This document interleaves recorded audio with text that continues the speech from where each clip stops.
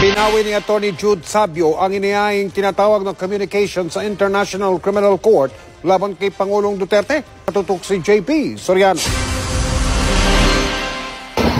Ito ay parang i-withdraw ang communication na nasubmit ko sa International Criminal Court laban kay Pangulong Duterte. Matapos dumulog sa ICC noong April 2017, nagsumiti kahapon si Atty. Jude Sabio ng kanyang sinumpaang salaysay sa pagbawi ng inihaing communication laban kay Pangulong Duterte.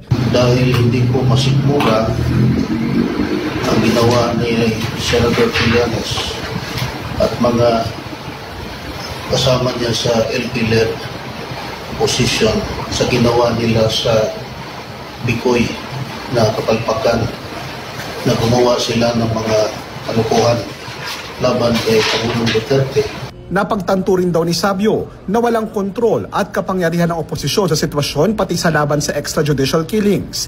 Iminungkahi niya kay ICC Prosecutor Fatou Bensouda na ibasura ang kaso.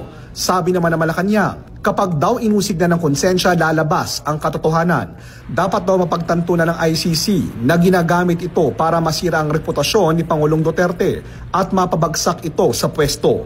Dapat din daw nitong tanggapin na wala ng jurisdiksyon ng ICC sa Pangulo o sa Pilipinas. Paglilinaw naman ni Justice Secretary Menardo Guevara. We have nothing to do with that. You know, you're going to the ICC, International Court, charging the President himself.